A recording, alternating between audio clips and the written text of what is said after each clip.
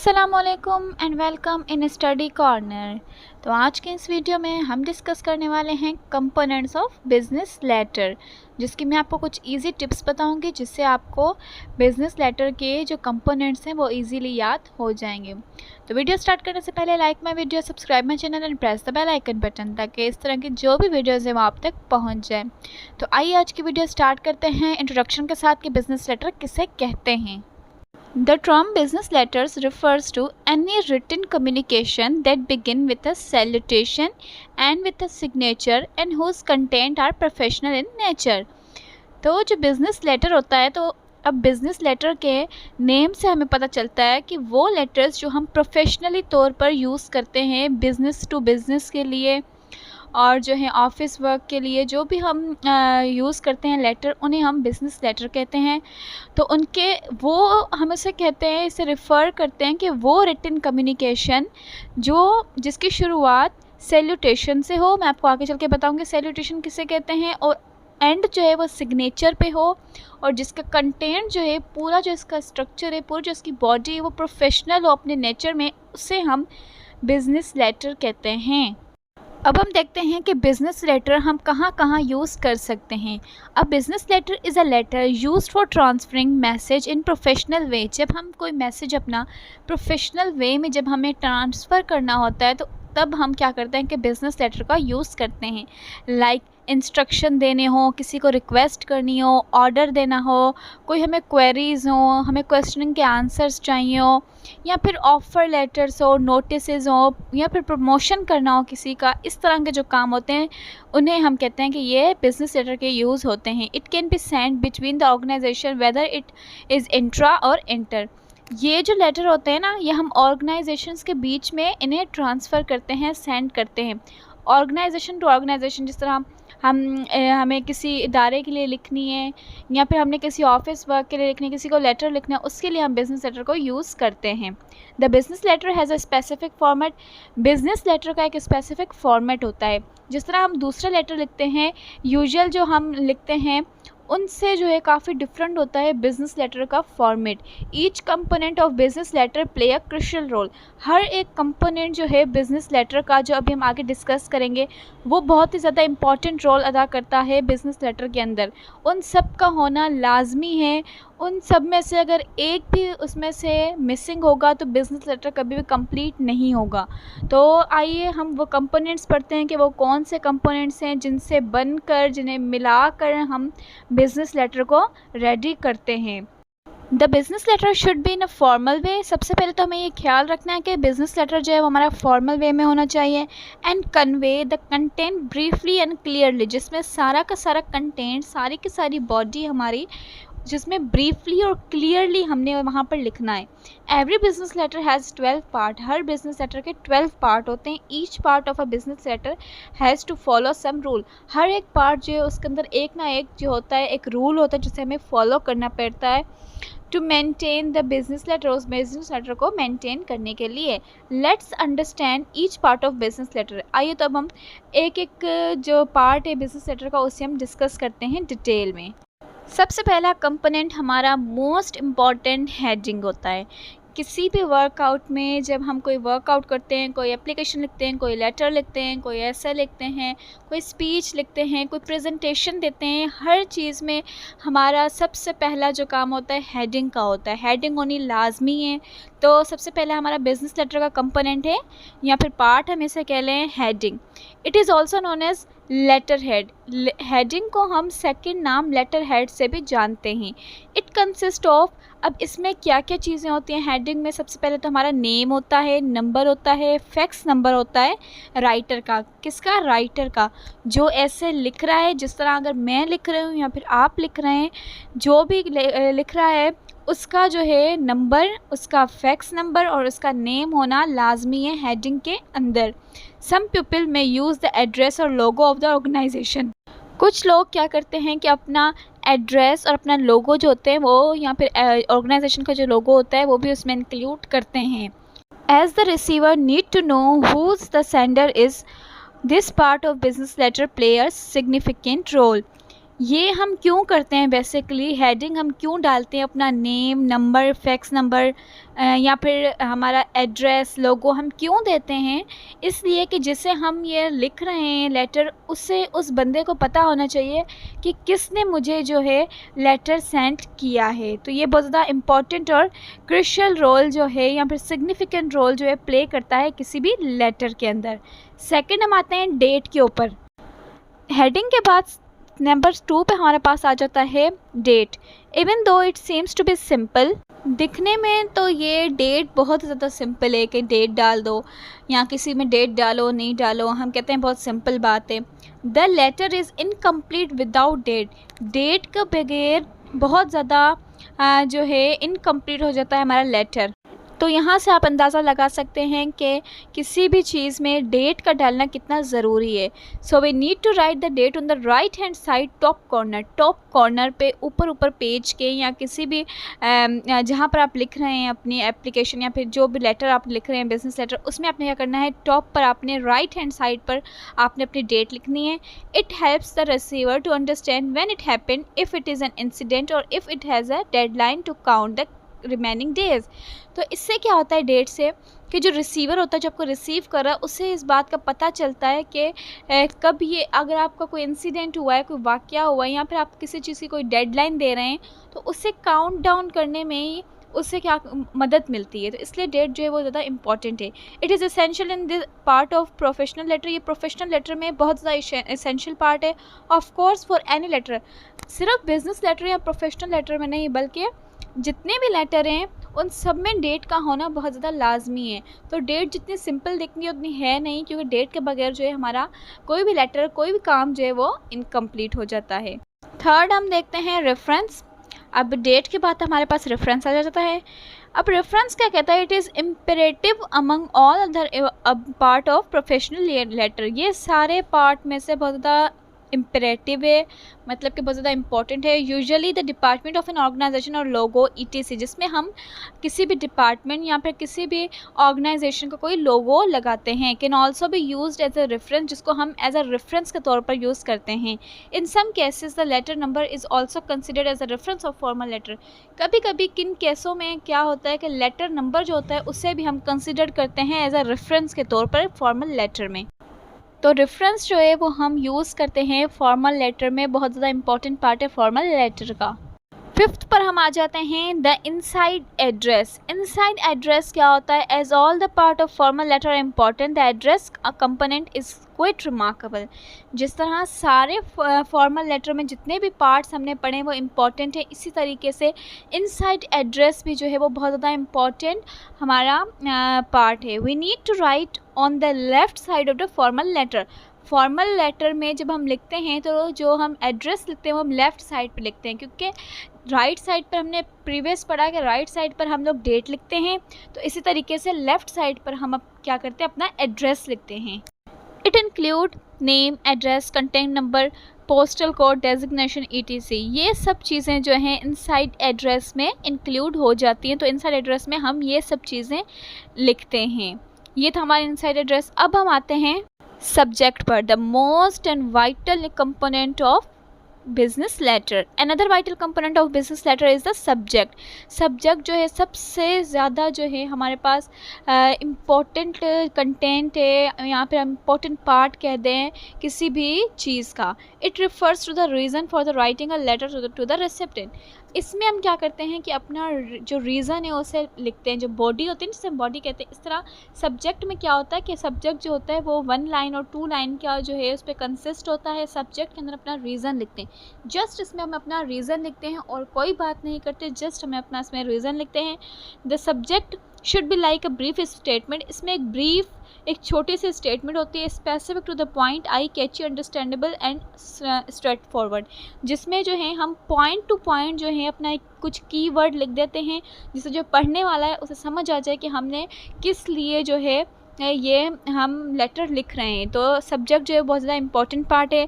Then हमारे पास salutation आ जाता है। Salutation is also termed as greeting. Salutation कहते हैं ग्रीटिंग्स, जिस तरह हम लिखते हैं ना, हेलो, हाय, अस्सलामुअलैकुम, या फिर हम गुड मॉर्निंग लिखते हैं, तो ये उसे हम कहते हैं सैल्यूटेशन। ठीक है, सैल्यूटेशन जो होता है उसे हम ग्रीटिंग्स या फिर विशिंग भी कहते हैं। Before starting to write the content of the letter, जब हम कोई भी कंटेंट लिखते हैं लेटर का, उससे पहले क्या होता है, the sender will greet the receiver. जो भी सेंडर है, जिस तरह मैं सेंड कर रही हूँ आपको कोई लेटर, तो मैं सबसे पहले आपको ग्रीट करूँगी, आपको अस्सलाम वालेकुम। जिस तरह मैंने अभी वीडियो स्टार्ट की तो सबसे पहले मैंने आपको अस्सलाम वालेकुम कहा, आपको ग्रीटिंग्स की हैं। तो इसी तरीके से जब हम कोई भी लेटर लिखते हैं तो उसमें सबसे पहले हम कंटेंट से पहले हम लोग क्या करते हैं, सैल्यूटेशन लिखते हैं। सैल्यूटेशन हम कहते हैं ग्रीटिंग्स या विशिंग को। अब यहाँ पर क्या होता है कि एज और रिलेशनशिप को भी देखा जा सकता है। अगर आपसे बड़ा है तो आपने अस्सलाम वालेकुम लिखना है। अगर आपका रिलेशन उससे एज अ बॉस है तो आप उसे गुड मॉर्निंग लिखेंगे। अगर आपका दोस्त है तो आप उसे हेलो हाय लिखेंगे। तो इससे आप रिलेशनशिप और एज को भी बहुत ज़्यादा देखते हैं सैल्यूटेशन में। It may vary from one to another, like respected sir, dear, hi, etc। ये क्या होता है, ये चेंज होता रहता है, हम चेंज करते रहते हैं। जब हमने किसी फ्रेंड को लिखना है तो हम हेलो हाई कहते हैं। जब हमने किसी टीचर को लिखना है, कोई हमसे ऊपर हमारा कोई उस्ताद है उसे हम लिखते हैं तो हम रिस्पेक्टेड करके लिखते हैं, रेस्पेक्टेड सर, रेस्पेक्टेड मैडम। या फिर अगर हमारा कोई मतलब अगर हम इनफॉर्मल लिखते हैं तो हम अस्सलाम वालेकुम कह देते हैं, गुड मॉर्निंग कह देते हैं। तो सैल्यूटेशन हम इससे कहते हैं। नेक्स्ट हम आते हैं बॉडी की तरफ। The most and most important part of any letter, any application और any thing is body. It is the heart of all the part of business letter. ये बिजनेस लेटर हो, कोई एप्लीकेशन हो, कोई स्पीच हो, कुछ भी हो, कोई ऐसे हो, उनमें क्या होता है, ये हम कहते हैं इसे as a heart of all parts. ये सब पार्ट्स का क्या होता है, दिल होता है। ठीक है, जिस हम कहते हैं ना सब पार्ट का, जब हम बोलते हैं ये हमारा दिल है, मतलब ये हम बहुत ज़्यादा इंपॉर्टेंट चीज़ है। It is the main content that a sender need to convey to the recipient. ये क्या होता है, ये ऐसा कंटेंट, ये मेन कंटेंट माना जाता है जो हम किसी भी सेंडर को भेजते हैं। So it should B clear, straight forward, understanding and also formal. तो इस चीज़ को क्या होना चाहिए, बॉडी को सबसे पहले उसे क्लियर होना चाहिए, स्ट्रेट फॉरवर्ड होना चाहिए, अंडरस्टैंडिंग वाला होना चाहिए एंड ऑल्सो फॉर्मल होना चाहिए। The body of the letter is generally categorized into 3 parts. अब बॉडी जो है उसे हमने फर्दर 3 पार्ट्स में डिवाइड कर दिया है बॉडी को, क्योंकि अब हम पढ़ने वाले हैं कि बॉडी जो है उसमें कौन कौन सी चीज़ें हम लिखते हैं। ये तो हमने सारा बिजनेस लेटर का प्रीवियस पढ़ा है। अब हम पढ़ेंगे कि बॉडी के अंदर हम कौन कौन सी चीज़ें लिखते हैं, किससे बॉडी बनती है। Opening lines. बॉडी का सबसे पहला पार्ट होता है ओपनिंग लाइन। जब हम बॉडी के ऊपर आते हैं तो सबसे पहले हम ओपनिंग लाइन लिखते हैं। The opening line should be the introduction of the sender.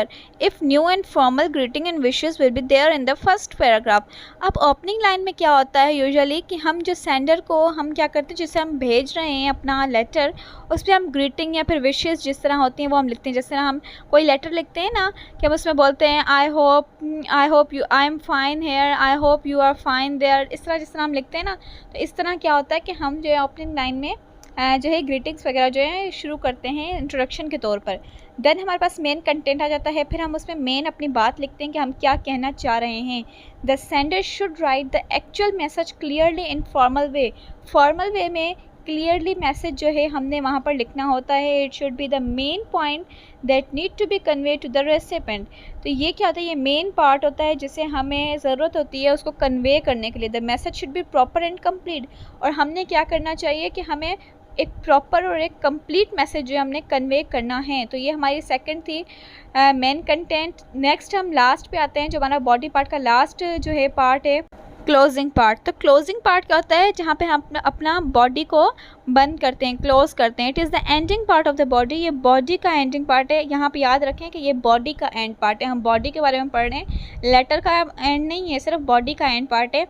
तो here the receiver can understand what the sender is expecting. यहाँ पर क्या होता है एंड में कि जो रिसीवर है वो समझ जाता है कि जो जिसने मुझे सेंड किया है लेटर वो क्यों किया है, व्हाट हिज एक्शन इज़, उसका क्या एक्शन है, और the next step to move its, तो ETC। तो नेक्स्ट जो है स्टेप क्या करने वाला है। तो इस तरह की बातें जो हैं वो समझ आ जाती हैं। These can be mention clearly. वहाँ पर ये बहुत ज़्यादा क्लियरली मैंशन हुआ होता है। The concluding part should be in polite way. Concluding जो पार्ट है वो हमेशा हमें पोलाइट वे में बिल्कुल तमीज़ के दायरे में लिखना होता है। Use some words to please the receiver in this part of formal letter. इसमें हमने कुछ ऐसे प्लीज़ वाले वर्ड्स जो होते हैं वो यूज़ करने होते हैं इस फॉर्मल लेटर में। तो ये 3 पार्ट थे। बॉडी के। अब हम आते हैं बॉडी के बाद, जब हमारी बॉडी कंप्लीट हो गई, हमने सब कुछ बॉडी में लिख लिया मेन पार्ट, अब हम आते हैं लेटर के नेक्स्ट पार्ट पे, कॉम्प्लीमेंट्री क्लोज। कॉम्प्लीमेंट्री क्लोज क्या होता है? It is the concluding part of whole letter. Closing part जो था वो हमारा बॉडी का क्लोजिंग पार्ट था, ये कॉम्प्लीमेंट्री क्लोज जो हमारा पूरे लेटर का एंडिंग पार्ट है। It depend on the salutation, ये सैल्यूटेशन के ऊपर डिपेंड करता है। जब भी हम कॉम्प्लीमेंट्री क्लोज लिखते हैं तो हम सैल्यूटेशन को देखते हैं, which is based on the age and relationship, जो रिलेशनशिप और एज के ऊपर बेस्ड करता है। It is also written politely, इसे हम पोलाइटली लिखते हैं। वी यूज़ इट योर, हम जिस तरह लिखते हैं ना, योर सिंसियरली, योर फेथफुली, या फिर योर ओबीडेंटली, इससे हम कहते हैं कॉम्प्लीमेंट्री क्लोज। तो ये हमारा एंडिंग पार्ट होता है। देन हम आते हैं सिग्नेचर पर। उसके बाद हम लिखते हैं कि क्लोजिंग के बाद सिग्नेचर करते हैं। वाला explaining all the letter of the business letter, one should give more stress on this part because a message without proper signature is not valid. जब तक हम किसी लेटर के ऊपर सिग्नेचर नहीं करेंगे तब तक हमारा वो लेटर इनवैलिड माना जाएगा, वो हमारा कभी वैलिड नहीं माना जाएगा। तो इतनी ज़्यादा ज़रूरी है सिग्नेचर हमारे लेटर के लिए। So the signature play a vital role in the part of formal letter. तो फॉर्मल लेटर में बहुत ज़्यादा इंपॉर्टेंट पार्ट होता है सिग्नेचर का।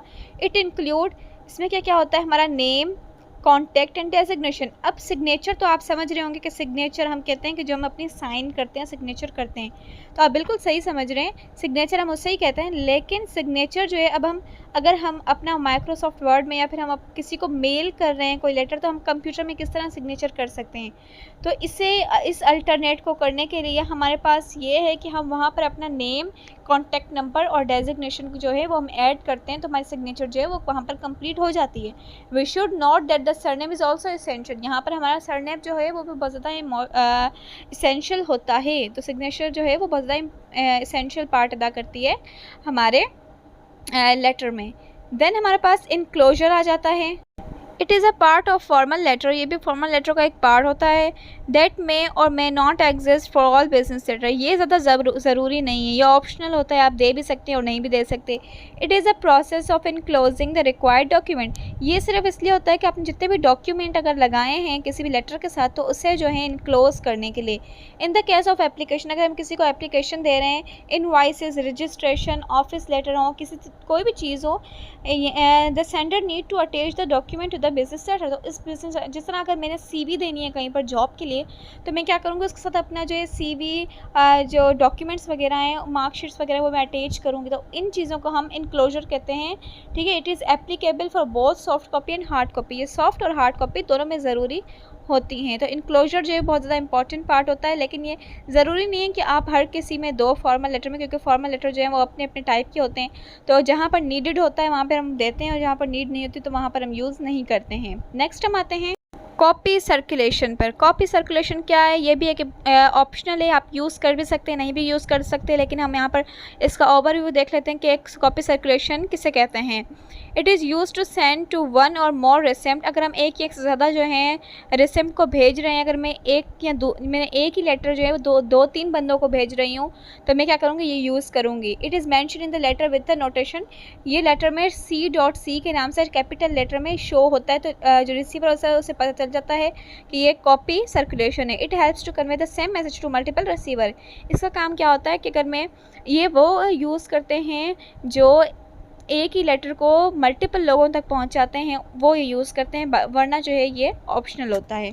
देन हमारे पास पोस्ट स्क्रिप्ट आ जाती है। इट इज़ एडिशनल पार्ट, ये एक इजाफी पार्ट होता है बिजनेस लेटर का। It is use to add extra information, इसमें एक्स्ट्रा इन्फॉर्मेशन होती है, आप दे भी सकते हैं और नहीं भी दे सकते हैं। Along with the body of the letter, it is denoted by PS, इसे PS से हम इसे शो करते हैं। तो ये हमारा एंड पार्ट था बिजनेस लेटर का।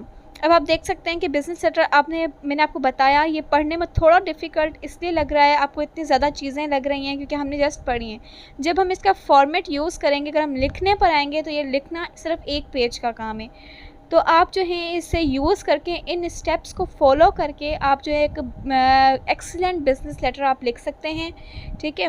तो आज ये इस वीडियो में हमने बहुत ही ज़्यादा डिटेल के साथ बिजनेस लेटर को पढ़ा है, उसके कंपोनेंट्स को डिटेल में डिस्कस किया है। अगर आप कहेंगे तो मैं आपके लिए इसका फॉर्मेट भी लेकर आऊँगी, तो आज के लिए इतना ही काफ़ी है। आई होप आपको सब कुछ समझ आ गया होगा। If you have any query regarding this lecture you can comment in comment section box, I will solve your query. तो आज के लिए इतना ही काफ़ी है, मुझे इजाज़त दीजिए। Thank you so much. अल्लाह हाफिज़।